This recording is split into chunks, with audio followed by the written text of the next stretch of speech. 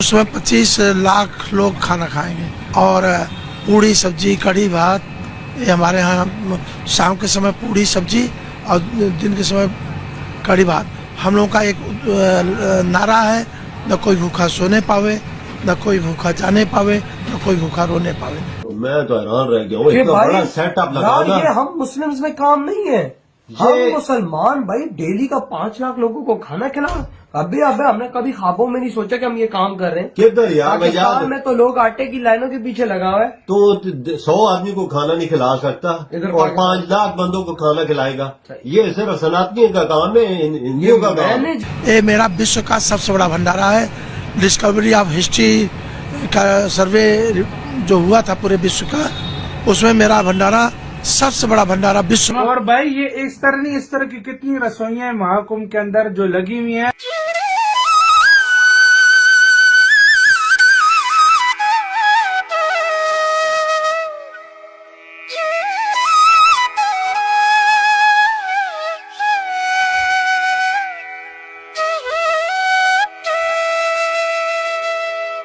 Sir ये डोम city बन रही है, ये महाकुंभ में पहली बार हो रहा है। जी इसमें वो सारी सुविधाएं हैं जो एक लग्जरी होटल में होती है। जिस तरह से ठंड और टेंट सिटी पूरी बनी हुई और भाई इतनी सर्दी में 3 मरतबा स्नान करना, ओ माय गॉड, मतलब सीरियसली मुझे लगता है कि काफी कड़ी मजा आता है दोस्तों देख के, सीना गर्व से चौड़ा हो जाता है।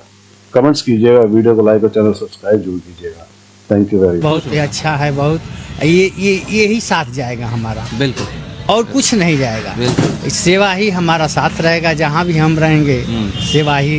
तो ये 24 घंटा चला रहे हैं, 24 घंटे चल रहे हैं, रोज 1 लाख 100% खा रहे हैं। और एक बार शुरू होने के बाद तो और भी ज्यादा भीड़ की आशंका है। हाँ जी, बहुत आशंका। ये आपके पर्व आने दीजिए तो और भीड़ लगे, ज्यादा भीड़ रहेगा। प्रयागराज में आपका आश्रम कहाँ पर है? प्रयागराज गौ घाट में है। गौ घाट में। जी जी। ये किस चीज की कढ़ाई है? ये चावल का है। ये चावल का बनेगा। वो कढ़ी है, वो कढ़ी है, वो भी सब्जी बनेगा, चावल बनेगा, जो बड़ा पर्व आएगा। एक बंदा बोलता है कि जब कुंभ मेला स्टार्ट होता है ना, डेली का कहता है 25 से 30 लाख लोगों को हम फ्री खाना खिलाते हैं। क्या डेली का सिर्फ वो एक बंदे, तो खुद सोचो पूरे महाकुंभ मेले में कितने इस तरह के लोग होंगे। और ये 45 दिन कुंभ का मेला ना, 4 महीने लोगों को खाना खिलाएंगे। 4 महीने भाई, बाहर से आते हैं लोग, क्या कुछ होता है खुद सोचो। इस बात से आइडिया लगा लो कि किस लेवल पे जा चुका है। एक बंदा खिला रहा हूँ भाई साहब, 5 लाख अगर डेली का करो तो 10 दिनों का कितना? 50 लाख। और भाई 20 दिनों का कितना? 1 करोड़। 30 दिनों का कितना? 2 करोड़ भाई। नहीं, हाँ इतने ही, मतलब 40 दिनों का भाई साहब 2 करोड़ और 60 दिनों का कितना? 3 करोड़। यार मैं तो बोलता हूँ ये कैसे पूरी बात है? मतलब कि इनका टारगेट है कि हम 3 करोड़ लोगों को खाना खिलाएं। और सिर्फ सारा ये डोनेशन से नहीं काम, ये गुरु जी कर रहे हैं। और भाई बनाते क्या है भाई? ये तो भाई चावल, छोले, कढ़ी, पूड़ी, रोटी, मतलब पूरी एक ऐसी प्लेट भर के दे रहे हैं कि भाई साहब आप 2 बंदे खा सकते हो 1 प्लेट में, लेकिन वो 1 बंदे को दे रहे हैं। उसके बावजूद डेली का 5 लाख लोगों को खाना मिलेगा। मतलब कोशिश है ये उससे भी ऊपर। ये आसान काम नहीं। देखे थे बड़े इसमें उसके अंदर तो हम भी छुप जाए। इतना बड़ा कढ़ाया, वो कढ़ाइयां बनी हुई है जिसके अंदर वो खाना बना दिए। एक टाइम पर 30,000 लोगों का खाना वो उसमें तैयार होता है। और वो भाई कहते हैं मशीनें लगी हुई, जल्दी जल्दी तैयार करते हैं। एक खत्म होता है, पीछे दूसरा। हाँ, ये नहीं है कि भाई साहब इंतजार करना पड़े। भाई आप खुद देखो, डेली के 5 लाख लोगों को खाना खिलाने का सेटअप ये देख लो। मैं तो हैरान रह गया हूँ, इतना बड़ा सेटअप लगाना। ये हम मुस्लिम्स में काम नहीं है, हम मुसलमान भाई डेली का 5 लाख लोगों को खाना खिला। अभी हमने कभी ख्वाबों में नहीं सोचा कि हम ये काम कर रहे हैं। किधर यार, पाकिस्तान में तो लोग आटे की लाइनों के पीछे लगा हुआ है, तो 100 आदमी को खाना नहीं खिला सकता और 5 लाख बंदों को खाना खिलाएगा। ये सिर्फ सनातनियों का काम है, हिंदुओं का काम मैनेज करना। और भाई ये जो इधर वर्क कर रहे हैं, ये भाई साहब संस्था के साथ नहीं जुड़े हुए। ये देख, ये सिर्फ अपना काम और सेवा करने के लिए आए लोगों की। भाई इसको लोगों के हम सेवा करें लोगों की। देख यार, भारतीयों में कितनी एकता है यार। मैं आप अपने किसी अच्छा जी, तो ये अभी बात के लिए रखा हुआ है। जी जी। तो मैं बाहर तो वैसे बड़े वाले बर्तन वहाँ रखे हुए हैं, वो देखते हुए आया लेकिन ये वाला तो और जबरदस्त लग रहा है। देख रहे कितना विशाल का है। आइए आपको दिखाते हैं। ये है आपका चावल वाला। और ऊपर से मैं आपको दिखाता हूँ, ये देखिए यहाँ कढ़ी बनाई रखी है, ये आपका कढ़ी बन रहा है। आदमी को देख रहे हैं, देखिए वो बकायदा कढ़ाई के अंदर है। इतना बड़ा ये खाली कढ़ाई है भाई साहब। भैया इसी कढ़ाई के अंदर है बकायदा।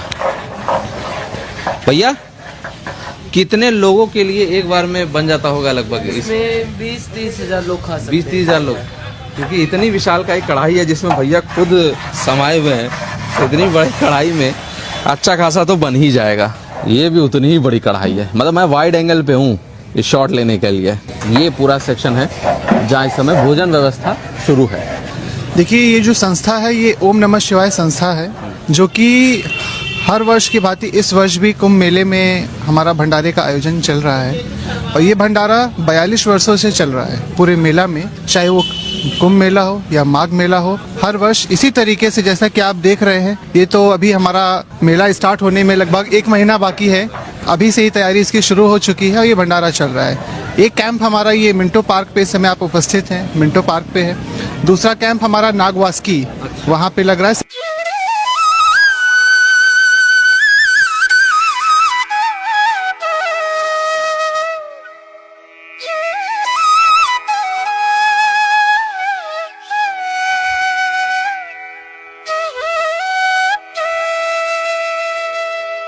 सर ये डोम सिटी बन रही है।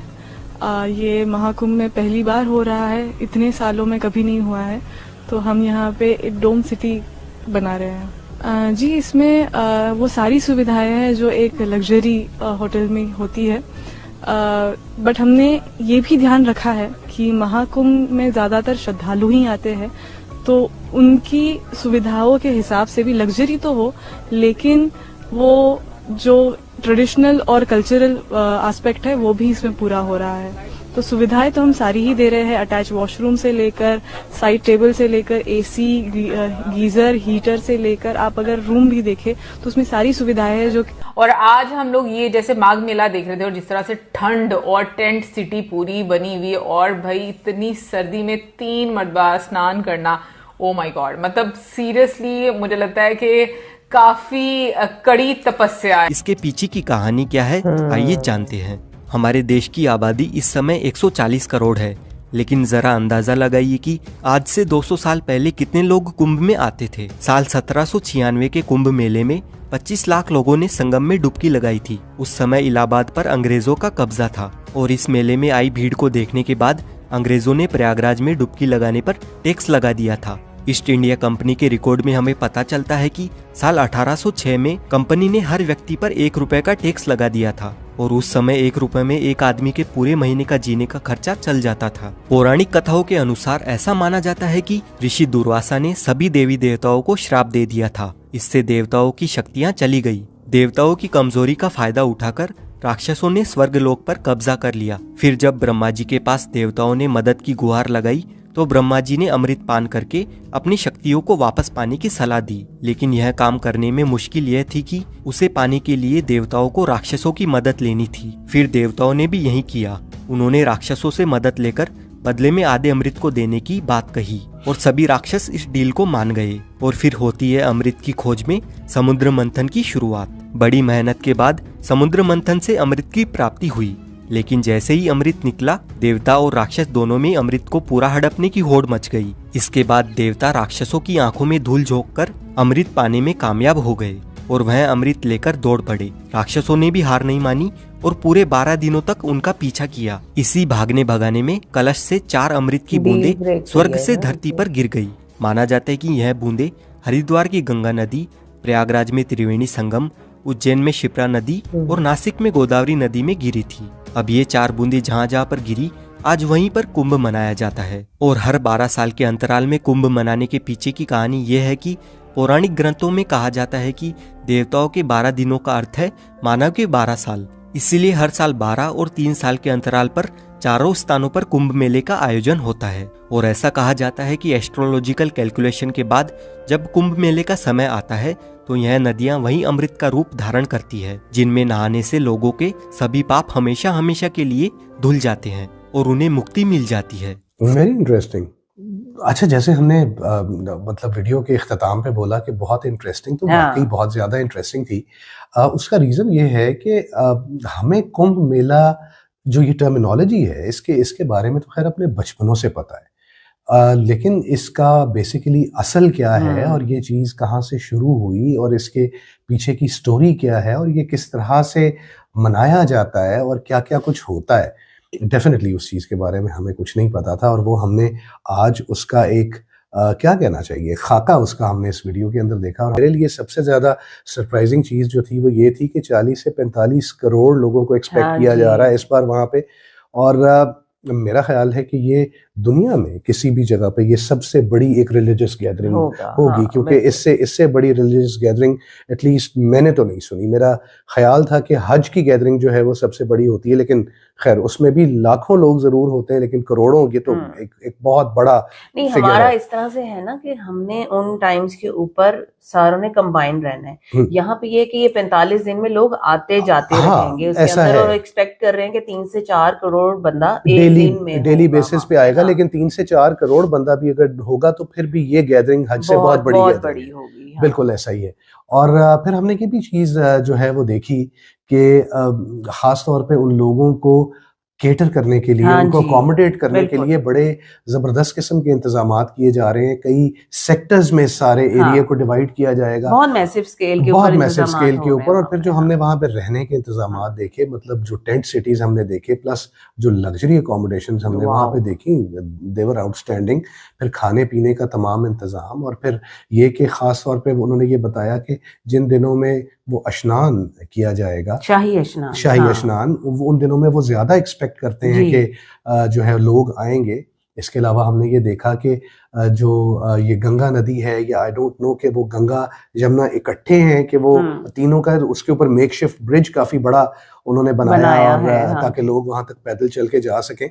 सो एवरीथिंग वाज आउटस्टैंडिंग, मतलब हमारे लिए। और इवन आप यहाँ तक देखें कि उन्होंने ये भी फैसिलिटीज दी हैं वहाँ पे कि अगर आपको अपनी पॉकेट पे वो चीज बर्दाश्त नहीं होती तो गवर्नमेंट ने ऐसे अरेंजमेंट्स किए थे, आप फ्री ऑफ कॉस्ट खा भी सकते हैं, स्टे भी कर सकते हैं सिर्फ अपना आधार कार्ड दिखाने के बाद।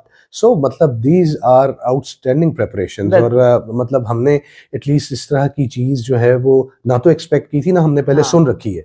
और दूसरे नंबर पे एक और बात जो है मतलब ये कि कुंभ मेले का बेसिकली जो असल है, ये कहाँ से ओरिजिनेट हुआ, उस स्टोरी के बारे में हमने यहाँ पे जाना। और मतलब दैट वाज क्वाइट एस्टाउंडिंग। और फिर उन्होंने ये वहाँ, मतलब हमें ये जरूर मालूम था कि जब हमने नासिक सिटी के ऊपर हमने रिएक्ट किया था तो वहां पर भी जिक्र आया था कि यहाँ पर कुंभ मेला मनाया जाता है।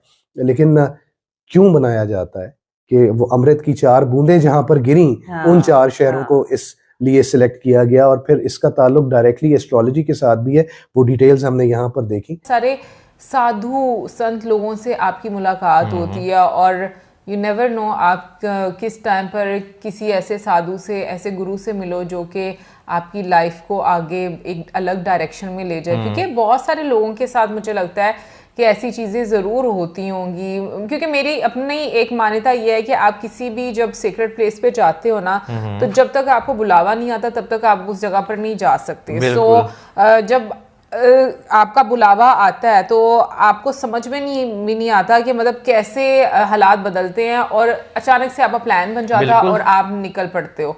तो दाना पानी की बात है ना, जब दाना मतलब पानी जहाँ पे लिखा हुआ है आपने वहाँ पे पहुंच जाना है। लेकिन दाना पानी भी तो ऊपर वाले ने लिखा हुआ ना कि आपने किस जगह पर किस टाइम पर होना है। तो मुझे लगता है कि वो चीज जो है ना वो हर इंसान के साथ होती है। बाकी 12 साल के बाद, मतलब क्योंकि 4 धाम जो हैं उन पर वो साइकिल रिपीट होता है ना, हर 3 साल बाद एक धाम पर जो है वो आपको देखने को मिलता है। और जो है प्रयागराज में जो है गंगा यमुना सरस्वती जो है वहाँ पर जहाँ पर मिलते हैं वहाँ पर होता है। लेकिन सरस्वती जो है नदी वो मेरा ख्याल है कि सूख गई हुई है, वो अब खत्म हो चुकी हुई है, जो हमने एक वीडियो में देखा था। फिर उसके बाद हरिद्वार में गंगा में होता है, नासिक में जो है गोदावरी में, और उज्जैन में जो है जो शिप्रा रिवर है वहाँ पर जो है सेलिब्रेट किया जाता है। वैसे मैं सोच रही हूँ कि जो लोग 4 धाम में जाकर मतलब मतलब हर 3 साल बाद जो जाते होंगे हाँ। लाइक बहुत बड़ी बात है। आई मीन उनकी लाइफ में टाइम निकालना नहीं, आई थिंक इट्स अबाउट कि आप कितने मतलब आपको ऊपर वाले ने चुना है, मुझे ऐसा लगता है। बिल्कुल, लेकिन जो है एक पूरा जो है टाइम जो है वो मैनेज करके अपना जो है आपने जाना है, तो नो डाउट इसमें बहुत सारी चीजें, बहुत सारी एनर्जीज होती हैं। जहाँ तक हम लोग इसके बारे में पढ़ रहे हैं तो ऐसा भी बोला जाता है कि जो कुंभ मेला है इसको जो 8th सेंचुरी के हिंदू फिलोसोफर थे जो कि आदि शंकराचार्य जी थे, उनको इसका क्रेडिट दिया जाता है कि वो ऐसे मतलब हिंदू गैदरिंग करते थे जहाँ पर फिलोसफिकल डिस्कशंस जो है वो की जाती थी। लेकिन ये भी साथ में लिखा है कि इसका कोई खास एविडेंस नहीं है। लेकिन आप कमेंट सेक्शन में हमें ज़रूर बताइएगा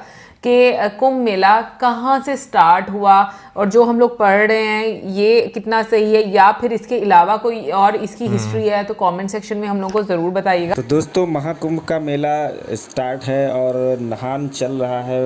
ये जो 4 जगहों पे महाकुंभ का मेला लगा हुआ है, वाराणसी, हरिद्वार और नासिक और उज्जैन, तो ये देख करके पाकिस्तान का मीडिया हैरान है कि इतने सारे हिंदू लोग कैसे एक फेस्टिवल को मनाते हैं, जहाँ पे इलाहाबाद के अंदर सिर्फ जो महाकुंभ में आने वाले लोग हैं वो लगभग 40 से 45 करोड़ बताए जा रहे हैं, जो कि योगी जी ने भी अपने बयान में कहा था कि लगभग 40 से 45 करोड़ लोगों के आने की संभावना है।